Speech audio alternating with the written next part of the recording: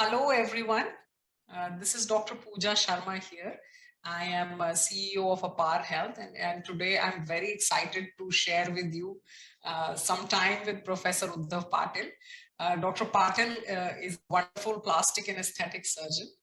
He's been the past president of the Maharashtra APS, and he's the honorary secretary of several associations for cosmetic and laser surgery. I just met him a few days back, and we got talking about how documentation in clinical practice and in clinical research is very important.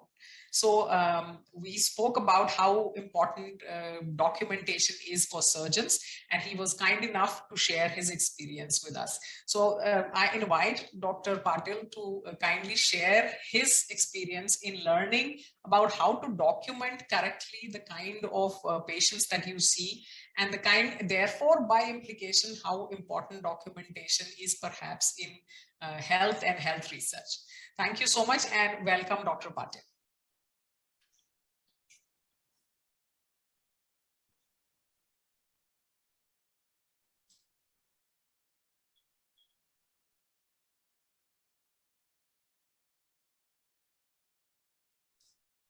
Welcome, sir. Yeah. May I request you to share your slides? Greetings from Kolhapur, my city. We have a lot of rains and we are just touching the floods, but fortunately this year we don't have much of the worries regarding the floods here. So I'm very comfortable, and thank you, Dr. Pooja, for giving me this opportunity to share my little bit experience on the just offshoot topic known as clinical photography. Let me tell you that the photographs, as far as clinical presentations are concerned, documentation is concerned, even convincing the patient is concerned, plays a tremendous role. And we should not anyway look into it as just as a casual thing, and we should take it really seriously. Why? Because, see, the clinical photography, it goes far beyond creating a pretty picture to convince the viewer of the efficacy of your treatment and product. Yes, it does, but it has got more importance than that. It is an unparalleled tool that, when used properly, is invaluable in any practice. I'm not only talking about cosmetic surgery or plastic surgery. Let it be any practice, any pathy. You need to document your patient's conditions properly. Of course, there is no escape from documented, written or computerized version of the history and findings, but at the same time, the photograph play a very important role. And when used properly, that is the key term, properly. And unfortunately, an axiom by which too few clinical photographs are captured and managed and used in that way, properly. Now, good photographs they serve many purposes. They act as a very accurate visual record. They simplify the documentation of surgical care, including even telemedicine. And the baseline pictures are a reference point to record the patient's progress and to evaluate efficacy of the treatment. So it comes for both patient as well as the clinician to learn so many things from because the memory cannot hold everything which is in the past, 5-6 years back. So when we go back to our old original photograph or baseline photograph, we learn so many things. And of course, for internet and print media advertisement, again, it is very important. Now, it is always said, one picture speaks about 1,000 words. And it can be a very powerful marketing tool for cosmetic physicians as well to promote the practice and trade. It is virtually impossible to discuss, evaluate, teach, market or publish cosmetic surgery without photographic images, because everything is related to improvement, maybe subtle improvement, not very gross, but yes, it does matter. In rhinoplasty, for example, it is the game of few millimeters. Then clinical photographic images are part of the patient record and have medical legal purpose as well. So that aspect also we should remember in mind. They can serve in diagnosis and treatment planning and as instructional tool for lectures and publication.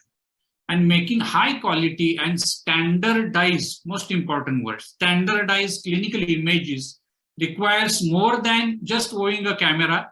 And in my opinion, the biggest contributors to poor quality images are apathy and laziness. I'm sorry, my colleagues, for making this statement, but it is very true.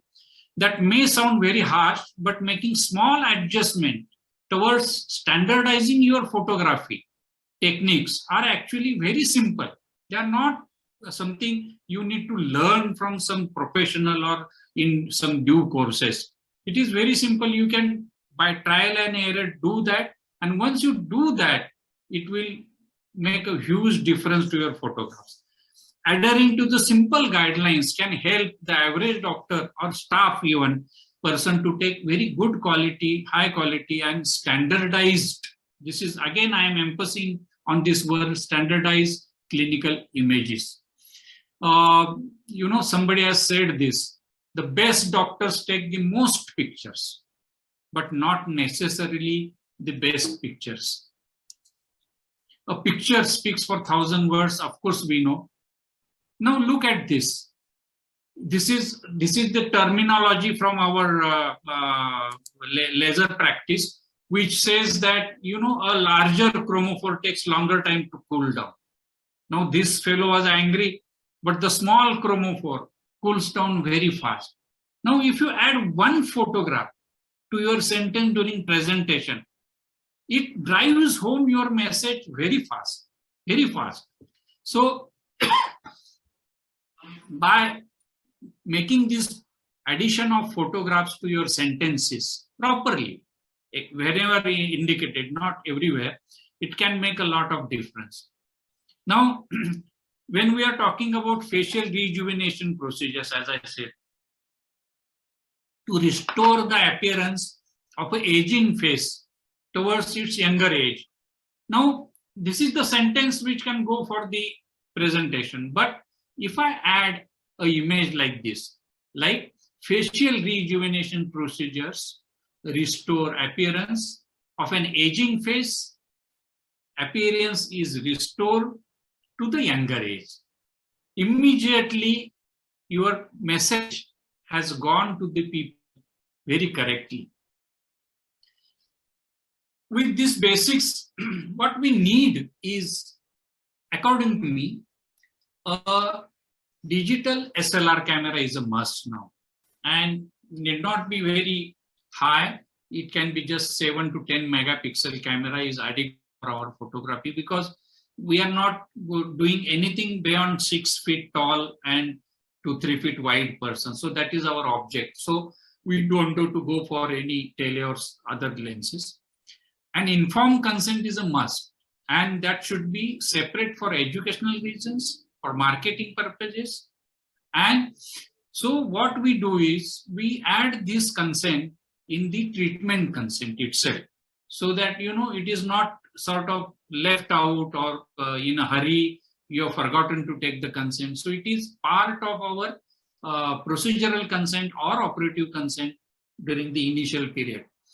And therefore, never use any identifiable patient picture without informed consent, as failure to do so could cost you money, reputation, and embarrassment, because there are laws and very stringent laws for the patient's identity protection. So you should see that you take the consent of each and every patient during your initial consultation or whenever you are doing some procedure. Of course, I will not go into the technical details of these cameras. We have very nice companies available. If you are talking about me, I am found right from the beginning. I mean, analog cameras and print cameras. I am taking pictures with the Canon, and I have a Canon DSLR with me. But it's not something you can have your own choice. this is the sentence you should remember. Keep it simple. So there should be a background which is non-reflective. It should be standardized for all photographs. It should eliminate any distractions. While taking the photograph of the face, the ear exposure is a must, because then you can see whether the face is turned to one side or it is down or up, like that. So the patient should not be tense. They should sit very comfortably. So the environment in the room should be, like cooler and very comfortable. Patient should relax the neck muscles, facial muscles. There should not be any animation on the face, because we are not, except in few cases where we have done something with the nerves and we want to show the smile, or when we are creating a dimple, we show that initially dimple is not there and after smile that comes. That is exception. Otherwise, in normal photography of the face, there should not be any action on the facial muscles. Patient should look very straight into the camera lens.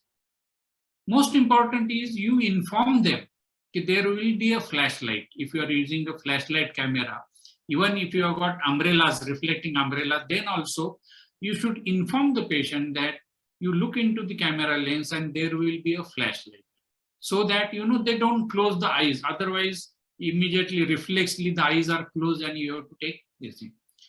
Now, whatever I'm going to talk, I'm going to show you with examples, so that again, it is imprinted on your mind.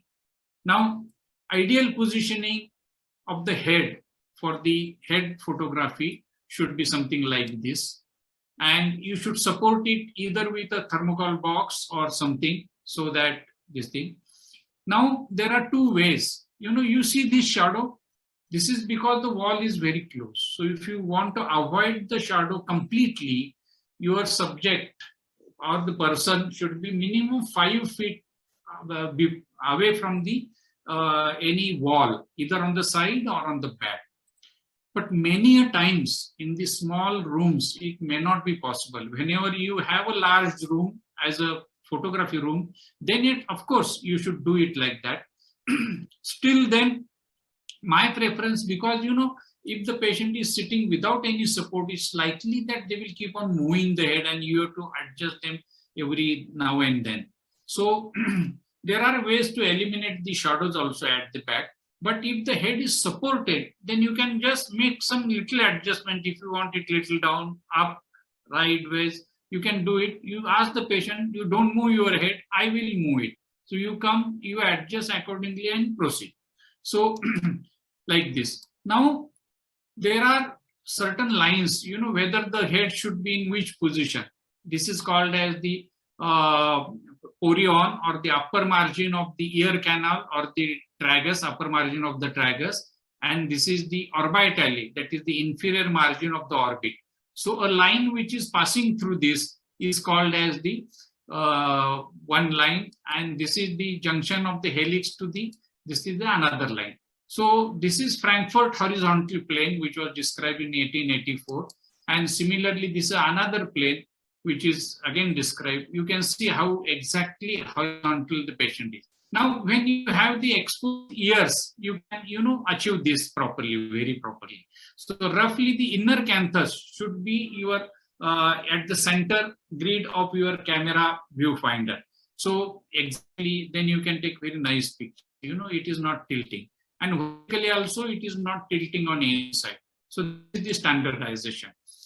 Then never take the photograph from a very close distance, because then there will be change in the size of the nose. The nose will appear a little more bigger, or the cheeks will appear a little bigger. So you have to go away and zoom in. Now that depends upon what type of lens you have. A standard 50 mm lens, usually you get a distance of about 1.5 this thing, about 4.5 feet or something. And that is good enough for a photograph without any distraction. Then a tripod, because handheld camera can always may be subjected for any shakes or this thing. So if you've got a tripod, that is the best thing, because then you can leave the camera there, subject, adjust their head properly, up, down, or sideways, come back and shoot the photo. As has, these are different positions you want to take. If you want to take the side position, then it is you turn the chair totally. So if the patient is sitting on a revolving chair, that is much better, because without much disturbance, without getting up, patient just turn to the 45 degrees or 90 degrees, and you can take all the angles for the photography. So this is turning of the entire body, not just the neck or shoulders. And then in any position, this Frankfurt horizontal has to be maintained, and there has to flash always from the front. Why? See this picture. This is, the flash is from the right side, left side of the patient, and you have got a shot here. Of course, as I said, shot can be eliminated if the patient is a little further away from the wall. But at the same time, this can be eliminated by taking the flash on this side, so that you can have the shadow on the back of the patient, which is not very much disturbing. So you can tilt the camera 90 degrees and take the flash on whatever side you want, either right or left, and do the job like this. Again, here we are taking it from the front side. The flash is from this side, not from this side. So key step in taking impressive and honest, this is also important, honest images, is to standardize the photography techniques used. And what are the general rules here? Use the same camera, same settings on the camera, use the same pose of the patient, use the same lighting, that is the flash lighting, and keep the camera the same distance from the patient in all pictures. So when you are going to take the post-procedure photograph or post-surgical photograph, best thing is to open on your laptop the previous picture, or you can see here in my view, I have this screen here, LCD, on which I project the patient's pre-op photograph. So I know exactly how the patient's head was or the body was, and I can frame the same thing while taking the subsequent any n number of sequential photographs, so that there is uniformity in them. Then patient should be wearing no makeup and have their hairs pulled back of the face. Remove any large or distracting jewelry. If it is something small, you can always keep it. Avoid cluttered background that we have already dealt with, and use the same backdrop for every photograph. Now, for example, initially we used to use blue background, gray background when I had the print camera. Now, some of my patients are coming back after 20 years, 25 years, and their previous picture is with that background. So what I have done is I have preserved those backgrounds with me. So whenever the patient comes with the blue background, I take one picture with the white one, digital now, but one picture will be to match the same background. So this is important. You can see here, this is what happens when you don't have or don't use the same background again. So this is how you should maintain the background same. Now, how you come to know that a particular picture has been taken very standardized? Now, this is after the procedure, after the carbon dioxide laser rejuvenation. And here, if you see, you have to look at the background. If the background exposure is same, that means this photo is exactly from the same distance with the same flash, and it has not been altered in any way. And therefore, then you can make out little, whatever small changes which have occurred on her face, something has gone down, there is a glow which is coming back, the texture has improved, the color has improved. So these cannot be brought to the notice of the viewer unless you have these matching background pictures. One more example here, this is 1064 nanometer Q switch rejuvenation. And you can see, small changes which can be brought to the notice like this. Or this is most important. If you have got a very matching photograph, you can just, while showing it, you can just use this template and animation type and this thing. So you need to keep a consistency throughout your entire series, which may last over the years. So again, example here. See, this is after many years, almost after 12 years, she came back and she had got her treatment done here. and now you can see the age difference, but the photograph is almost matching. So this gives you the best idea. Or one more example here, you can see a series like this. There may be some changes somewhere, but when you are trying to take it, match with your original photograph, not with this, because when you are going to show the final result, you are going to show these two pictures, not intervening pictures. So even if there is this photo is exactly not matching here, the next will be matching here. So keep consistency. This is how we are going to present. Now, as far as the anatomical size discrepancy is concerned, then there may appear some false impression. So you have to take it same distance and the same field. So while framing, you can go close up because you need to show something. Now, ideally, you should take one picture which is little away. Now, you cannot make out which area of the body is this. Actually, this is neck, but one can mistake it for other areas. So therefore, your first picture should be little away, so there is some anatomical landmark which is easily. Now, if I would have included the jaw here, chin here, the job would have been easy.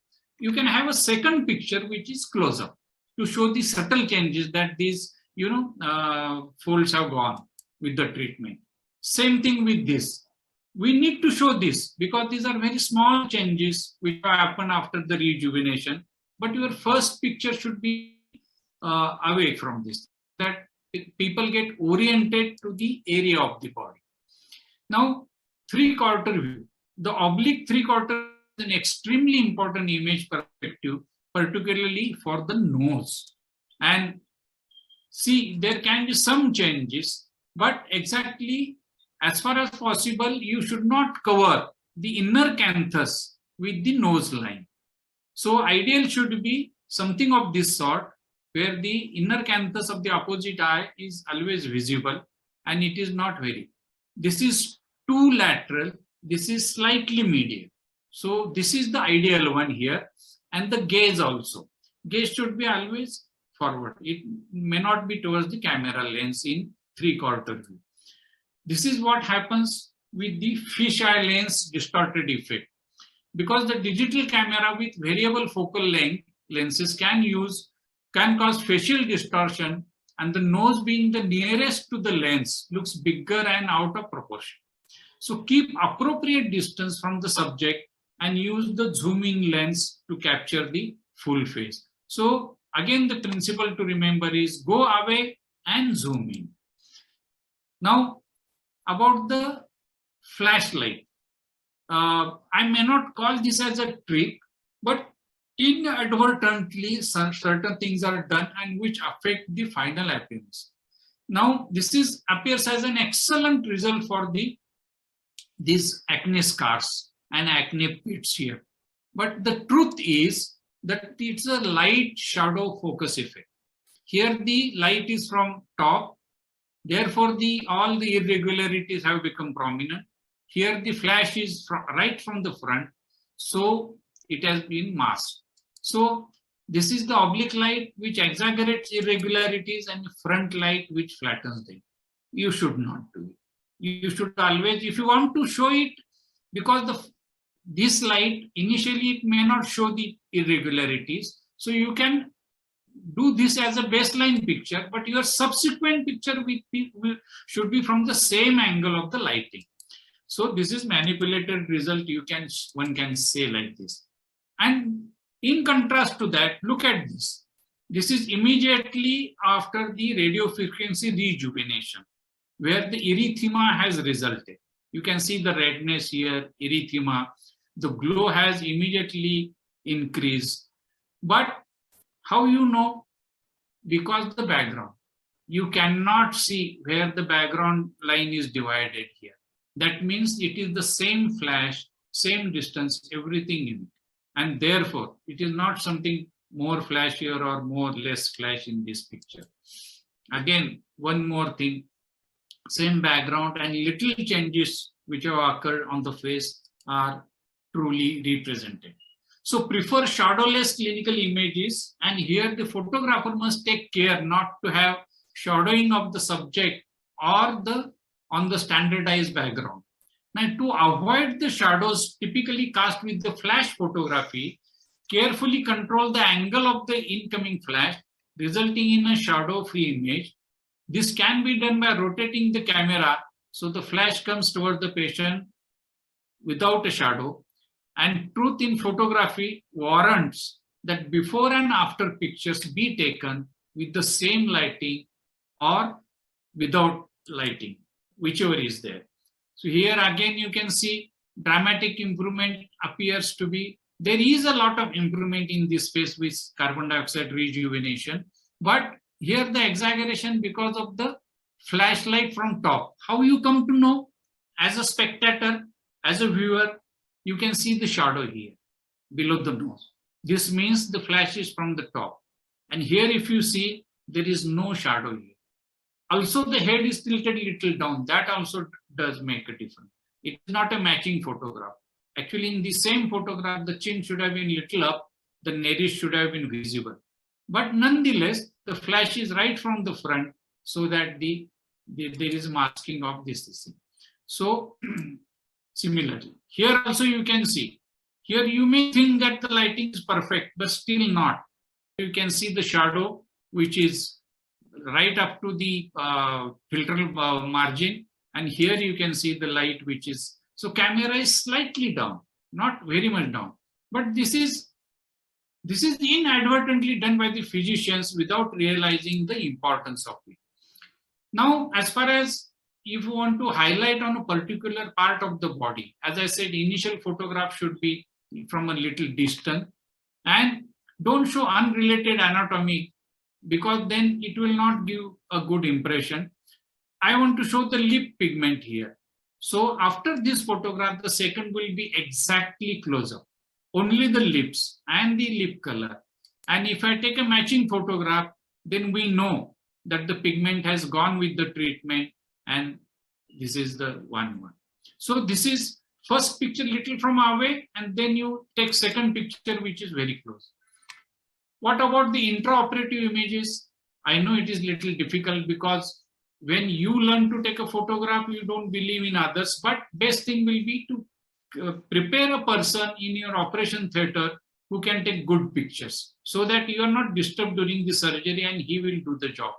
In that absence, best thing is to wear another pair of gloves on top, take a camera and shoot it yourself, ask your assisting nurse to clean the things of all blood, remove all mops from here. Whenever you want to show something, rather than a hand here, a hook, skin hook would have retracted this nicely. So these are all small things which should take care during the intraoperative images. While some misrepresentative photographs may be intentional, much of it is simply due to not knowing how to take the trick out of the photography. So modified in one way or another to embellish results, bad, misleading or doctored photography can be worse than the no photography at all. Now this could lead to a new physician, novice physician, to attempt a suggestive treatment because on the photograph it looked very nicely, or purchase an expensive device based upon the untrue images. So in conclusion, what we can say, cosmetic surgeons should be as serious about the quality and outcome of their clinical images as they are about the quality and outcome of their surgical research. Because ultimately, if you want to teach someone or show someone or make a presentation or a research paper, then a good quality photograph has no substitute. So all cosmetic surgeons should understand that their images not only represent their work, but they do represent themselves. Going back almost how many now, 22 plus 20, 40 years, while I was under training in plastic surgery to 1981, 82, I was still learning in plastic surgery, and before purchasing any instrument, I purchased the first Canon camera of the print. So camera was my first equipment, you can say, before a surgical instrument. So that importance I have given to the camera, and whatever work I have done, I have just shown you to that. So thank you so much, Dr. Patil. Now I can very much understand why you are a magician, why that is so often said of you. It's possibly because of the lights and shadows and the fact that you understand them so well. So I'm actually impressed by understanding how important the background is in a photograph. So this is something that has waken me up, and I'm sure that our viewers will also really benefit from this presentation. sure. Thank you so much for your time. Thank you so much. Thank you.